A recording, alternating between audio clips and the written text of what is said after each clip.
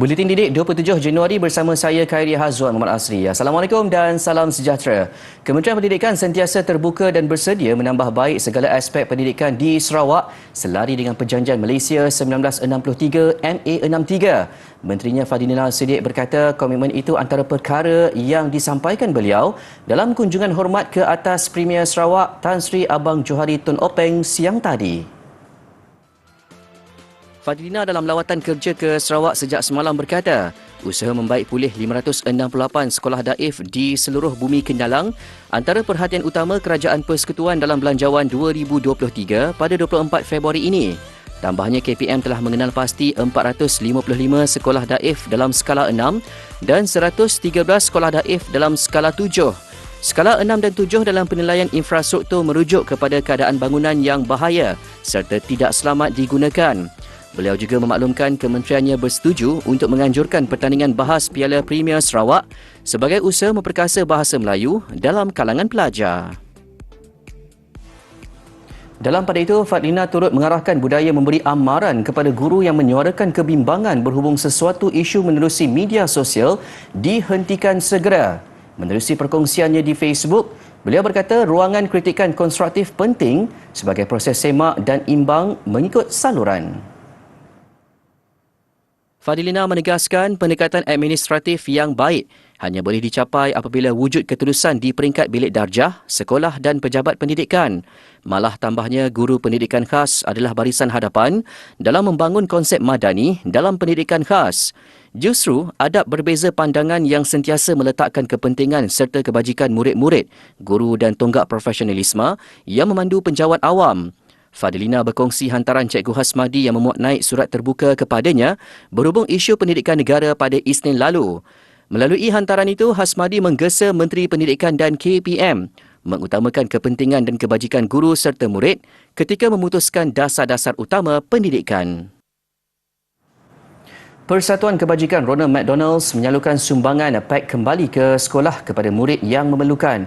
Sumbangan bernilai 1.5 juta ringgit itu mampu memberi manfaat kepada 25,000 murid di seluruh negara. Perkara itu dinyatakan oleh Menteri Pendidikan Fadilina Siddiq menerusi hantarannya di Facebook selepas Majlis Pelancaran dan Penyerahan Sumbangan pack kembali ke sekolah melalui Yayasan Didik Negara. Tambahnya, di negeri Sarawak sahaja, 1,500 murid menerima sumbangan itu. Beliau juga berharap sumbangan itu dapat mengurangkan beban ibu bapa dalam membuat persediaan persekolahan, terutama bagi golongan yang kurang berkemampuan. Ke arah menghidupkan gaya hidup lestari dalam kalangan pelajar, Majlis Perwakilan Pelajar MPP College Vocational Keningau Sabah menganjurkan program pasar lambak baru-baru ini.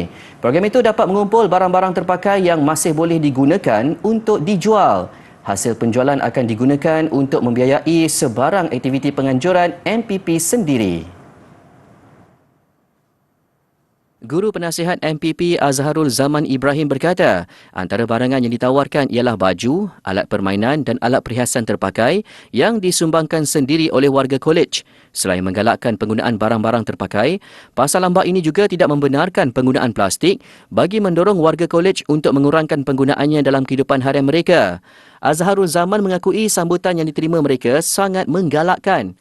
Malah pengarah KV Keningau, Christine Stanislaus Kinsik turut mengharapkan penganjuran program seumpamanya boleh menjadi platform bagi pelajar terbabit meningkatkan kemampuan mereka dalam bidang keusahawanan. Situasi banjir yang semakin teruk di Sabah menjejaskan 49 buah sekolah termasuk 6 sekolah menengah. Setakat ini ia mengakibatkan 15,531 pelajar dari 7 daerah terjejas. Timbalan Pengarah Jabatan Pendidikan Sabah, Abidin Marjan berkata, daerah terbabit ialah Pitas, Beluran, Kudat, Kota Marudu, Beaufort, Sipitang dan Lahad Datu. Beluran mencatat jumlah sekolah paling teruk terjejas iaitu 18, diikuti Kota Marudu 16 sekolah. Selebihnya 6 sekolah di Pitas, 4 di Beaufort, masing-masing 2 sekolah di Kudat dan Lahad Datu serta sebuah sekolah terjejas di Sipitang. Kata Abidin lagi, sekolah yang terjejas sama ada disebabkan kawasan sekolah dilanda banjir atau laluan ke sekolah terputus. Selain itu, beberapa sekolah ditutup kerana dijadikan pusat pemindahan sementara PPS mangsa banjir. Sehingga kini 9 sekolah dijadikan PPS di Pitas, Beluran, Kudat dan Kota Marudu. Sekolah terbabit ialah Sekolah Kebangsaan Rukom dan SK Dandum di Pitas, Sekolah Menengah Kebangsaan Pamol di Beluran, SK Sikuati dan SK Lok Yuk Sikuati di Kudat, serta SK Ranau, SK Taritipan, SMK Tanda dan SMK Bengkungan di Kota Marudu. Di Kota Tinggi, Sukarelawan Brigade Bakti Johor meredah banjir untuk menyampaikan bantuan bekalan makanan di 3 lokasi yang terjejas teruk akibat bencana itu. Yang di-Petua Pertubuhan itu, Nizam Ali berkata, bantuan bekalan makanan turut dihantar kepada 300 penduduk ladang tunjuk laut yang terputus hubungan dan tidak dapat memberi barangan keperluan harian. Rombongan pertubuhan itu juga terpaksa menggunakan pacuan 4 roda dan lori untuk menghantar bantuan ke lokasi terjejas memandangkan ada kawasan yang tidak boleh dilalui kenderaan ringan. Perancangan kita pada hari ini kita akan pergi 3 tempat, iaitu pertama di Kampung Baru Felda Sungai Mas, dan selepas ini kita akan bergerak ke Kampung Gembut. Selepas itu kita akan pergi satu lagi kawasan, iaitu kawasan Tunjuk Laut. Kawasan Tunjuk Laut ni sebenarnya kawasan dia memang tinggi, tidak banjir, tetapi laluan untuk mereka untuk keluar disebabkan terkepung dengan banjir, maka mereka ni memerlukan sedikit bantuan dari segi makanan dan sebagainya. Beliau berkata demikian ketika menyampaikan bantuan kepada 9 keluarga yang terjejas di PPS Kampung Baru Sungai Mas, Kota Tinggi. Menurut Nizam, rombongan mereka terpaksa menggunakan jalan alternatif melalui Jalan Sedili, Felda Tenggaroh sebelum masuk ke ladang tunjuk laut atas faktor keselamatan. Selepas Kota Tinggi, pihaknya akan meneruskan misi bantuan ke daerah lain bagi meringankan beban yang ditanggung mangsa banjir.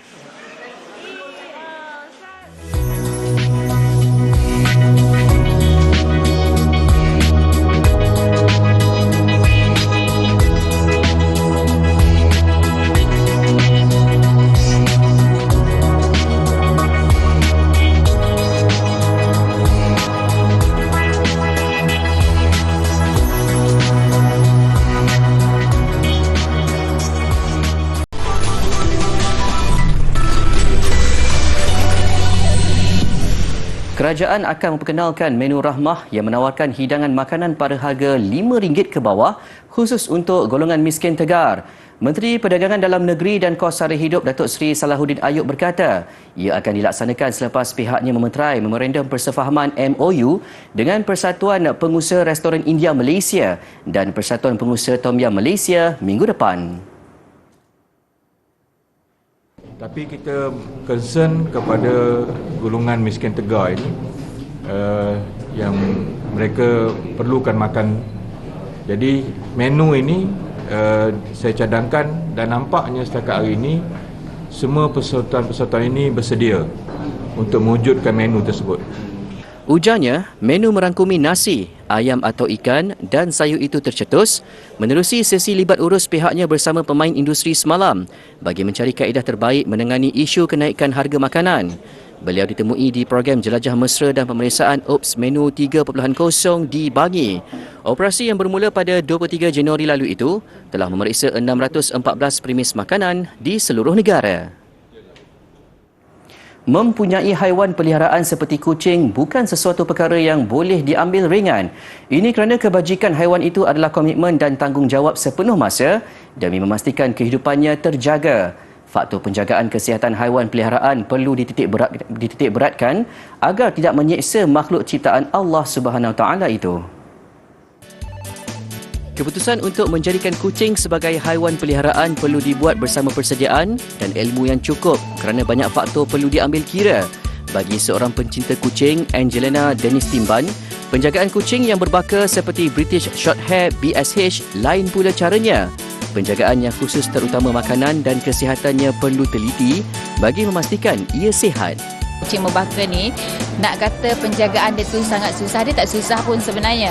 Jadi kita boleh bagi apa sahaja pun keeper. Selalunya kalau macam saya lah, saya punya penjagaan selalunya try, apa orang kata, try and error.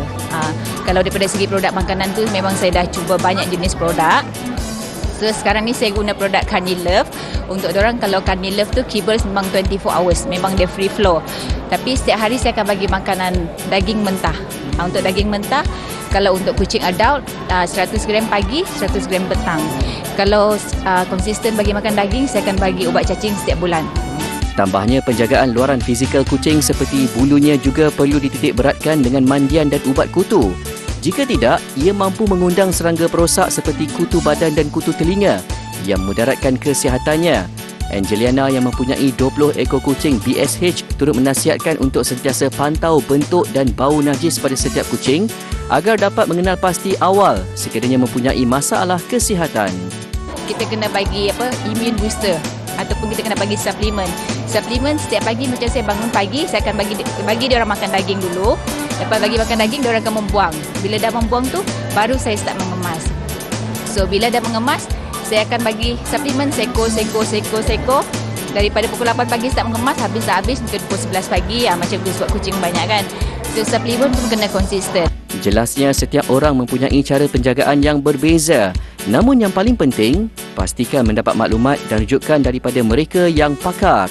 Lebih menarik, kucing yang sihat juga boleh dibawa untuk dipertandingkan dalam cat show yang banyak dianjurkan di negara ini.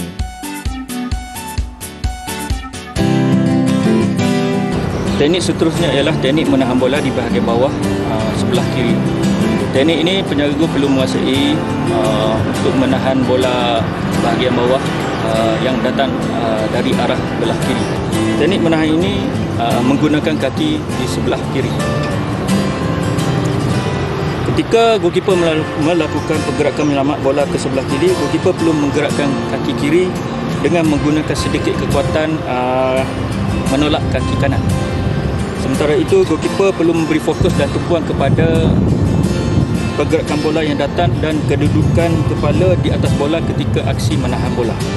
Aksi menahan bola bawah menggunakan bahagian medium kickers adalah teknik yang terbaik. Selepas menahan bola, goalkeeper perlu kembali kepada posisi asal iaitu ready position untuk bersedia menahan bola second ball.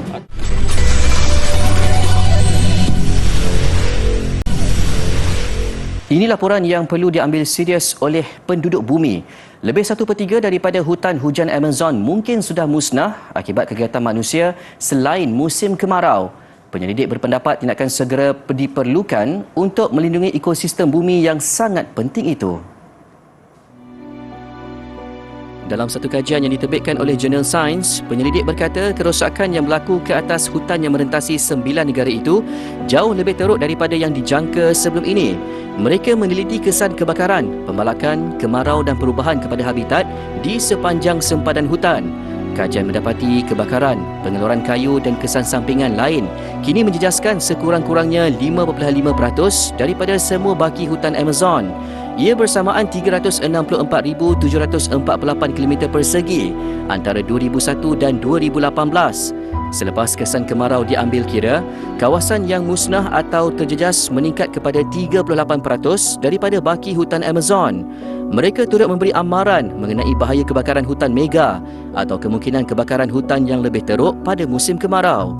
Dalam pada itu, Presiden Brazil Luiz Inácio Lula da Silva berjanji untuk menamatkan penebangan hutan Amazon menjelang 2030. Seorang artis senior komited mempromosikan seni bayang tradisional di Jepun sejak zaman 90-an lagi. Lebih dikenali sebagai wayang kulit dalam kalangan masyarakat kita, Chai Guangyi sudah berjinak-jinak dengan seni itu sejak kecil lagi. Chai, 65 tahun, mula membuat persembahan di Jepun pada pertengahan 90-an bersama sebuah syarikat teater tempatan. Sejak itulah dia nekat untuk mempromosikan budaya negaranya itu di negara jiran. Sepanjang kira-kira 20 tahun lalu, Chai sudah terlibat dengan lebih 4,000 persembahan wayang kulit di Jepun dengan hampir 1 juta penonton keseluruhannya. Lebih menarik, ramai kanak-kanak dan golongan muda terpesona dengan seni berkenaan. 生徒らも言ってましたけど、やっぱ動きだったりものの本当に生きてるみたいに動かしてて率直にすごいなと思いました。 Chai sendiri mengakui sering menerima review positif daripada golongan muda sekaligus memberi semangat untuknya meneruskan kejayaan itu. Ketika ini, pengamal industri turut mengaplikasikan teknologi moden untuk memberi pengalaman lebih bermakna buat penonton. Chai juga mahu menyumbang tenaga dan kepakaran untuk mengekalkan dan memajukan budaya tradisional itu. Baginya, dunia wayang kulit kini juga boleh bersifat maya. Dia bercadang untuk memfailkan semua data berkaitannya supaya ia tidak bersifat fizikal semata dan boleh diwarisi turun-temurun oleh generasi akan datang.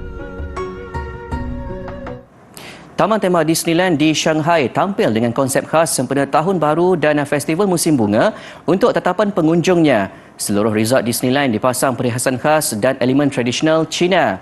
Orang ramai turut dihiburkan dengan telatah watak-watak ikonik seperti Mickey Mouse dan Minnie Mouse berpakaian kostum tradisional. Ada juga persembahan tarian singa dan naga untuk meraikan kehadiran pengunjung.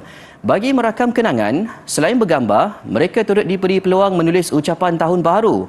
Cuti festival musim bunga selama seminggu menandakan cuti kebangsaan pertama di China tahun ini. Kelonggaran SOP COVID-19 yang diumumkan kerajaan juga menyaksikan lonjakan pengunjung dari wilayah lain di Disneyland Shanghai.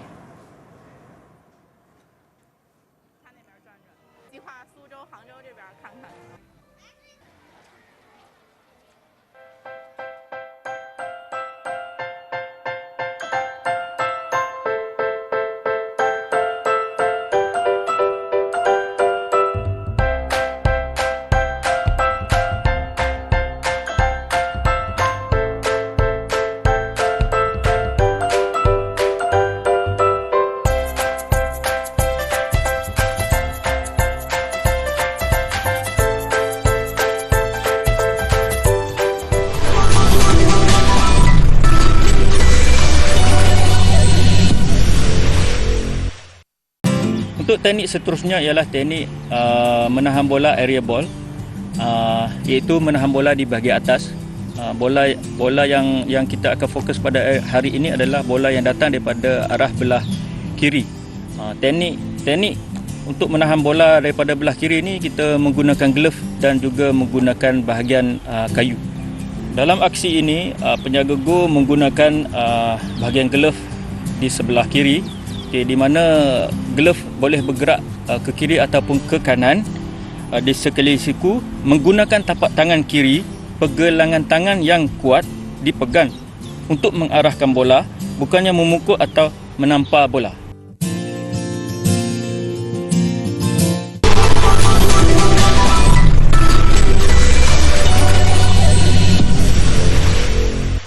Beregu wanita negara Perlitan M. Tinah mengekalkan rentak cemerlang apabila mara ke separuh akhir kejohanan Masters Indonesia petang tadi.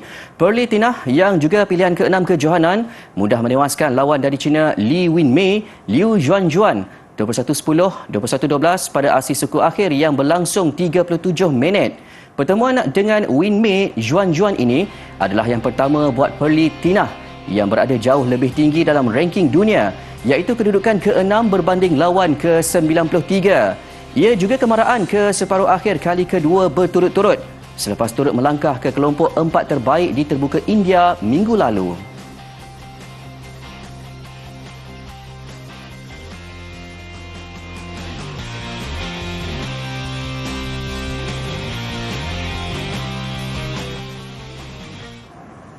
Sementara itu, penantian Aaron Chia Soh Woo Yik untuk muncul juara dalam saingan jelajah dunia BWF terus berpanjangan apabila tersingkir di suku akhir.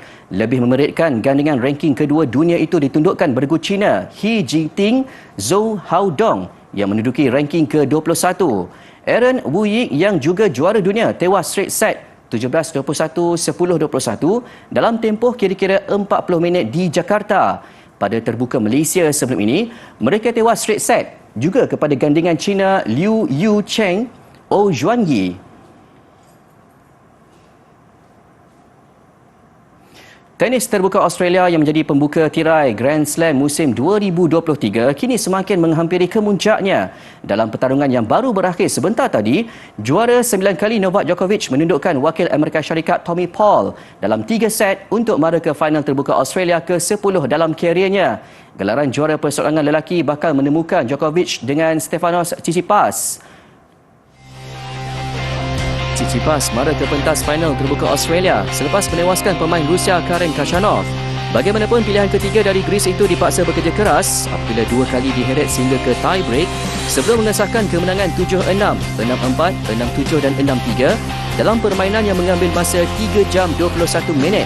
Untuk rekod, ini kali pertama Tsitsipas melangkah ke final terbuka Australia selepas 3 kali terkandas di separuh akhir pada 2019, 2021 dan 2022. Jika bergelar juara, Tsitsipas akan menduduki ranking nombor 1 dunia minggu depan. Kategori wanita pula bakal menemui pemenang baru apabila dua pemain menempah tempat ke perlawanan akhir di Melbourne kali pertama dalam karier mereka. Elena Rybakina yang juga juara Wimbledon tahun lalu mara selepas mengatasi Victoria Azarenka, manakala Aryna Sabalenka memburu kejuaraan sulung apabila melepasi tentangan Magda Linat. Berdasarkan ranking semasa, Elena Rybakina dari Kazakhstan dan Victoria Azarenka dari Belarus masing-masing memiliki kekuatan seimbang. Ia jelas dipamerkan pada set pertama separuh akhir di Rod Laver Arena bagi penentuan tiket ke pentas final. Peringkat 6 sama pada satu ketika, Rybakina ceria menutup perlawanan menang 7-6. Momentum kemenangan itu diteruskannya pada set kedua. Azarenka jelas sukar untuk memberikan cabaran dengan Rybakina akhirnya ceria melengkapkan aksi dengan keputusan 6-3, menamatkan pertarungan yang berlangsung selama sejam 43 minit. Rybakina yang kini menduduki ranking ke-23 dunia berpeluang menambah koleksi Grand Slam kedua selepas memenangi Wimbledon 2022.